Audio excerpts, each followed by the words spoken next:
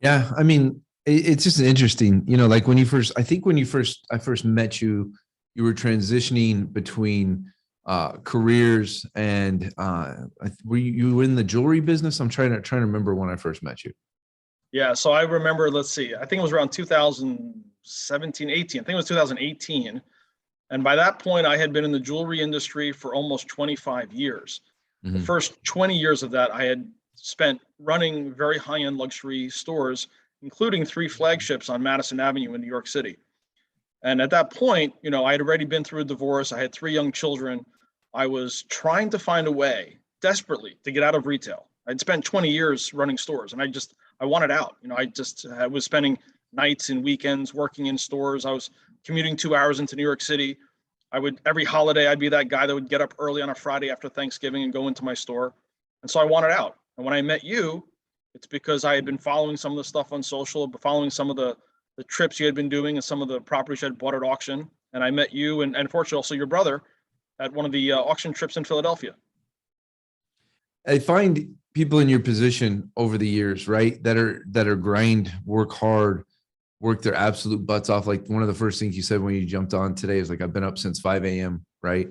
I find that people that get into that retail grind, I find that it's hard for them to even have the bandwidth to think outside of their day to day because their day to day is so intense and overwhelming Yeah. over their whole life. And I know Dory, my brother Dory, came from that world, a different industry, but still the same retail world. And it's tough.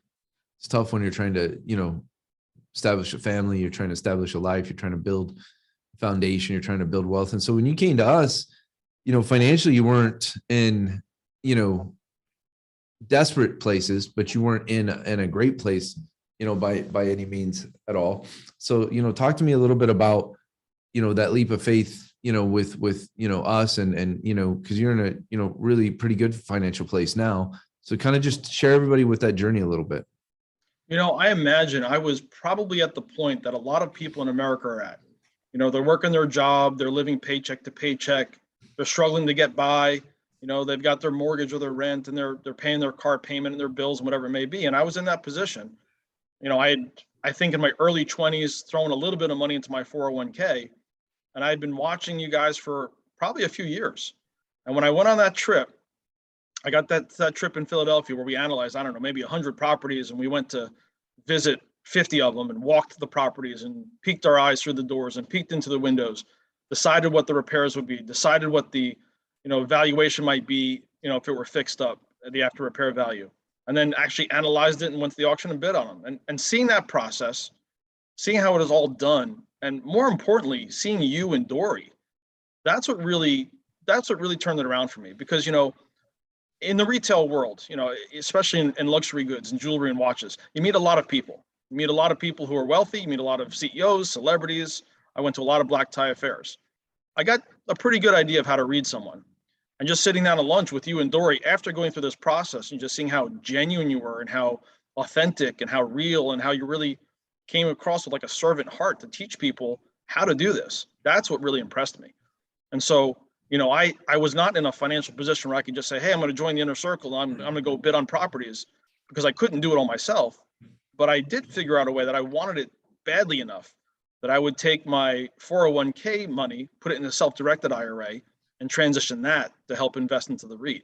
I mean, explain that to people a little bit, because I think, as we explore wealth and different things, people don't understand, all of the different aspects of what they can and they can't do, what's available to them out there when it comes to wealth and it comes to investing and stuff. So, take us through that a little bit. So like I said, I was probably, just living paycheck to paycheck. I had my house, I had my mortgage, I had all my bills.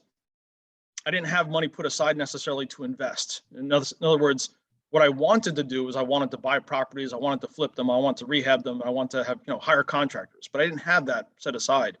What you guys provide is a way to do that. So I had money sitting in a 401k. Now, when it's in a 401k, those advisors, they decide what to do. They say, I'm going to put it in this, S&P 500 fund, or I'm going to put it in this, mutual fund that charges fees. And at the end of the year, maybe your portfolio went up 10%, but then if you look at all the fees, all those fees are eating away at your returns. So I started to learn a lot about financial education, and I'm going back, even 10 years ago, reading books and trying to find out how the wealthy did it and what did they do to create wealth. Well, I've never heard of anybody except maybe Dave Ramsey, who really says put money in a 401k or a mutual fund.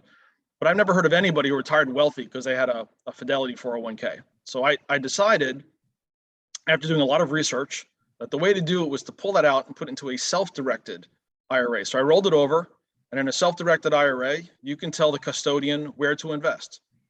Now, maybe you want to have them invest it in paper assets, in a company or a fund or a REIT or in something else or in precious metals. And so after doing my due diligence, I looked at a lot of different companies, a lot of different investments, doing things with developers or realtors or builders. And I decided to take my 401k money, put it into a self-directed IRA with one of the big custodians. Then from there, I directed it towards you guys to invest with you. And I've been extremely happy since then. It's done very well for me.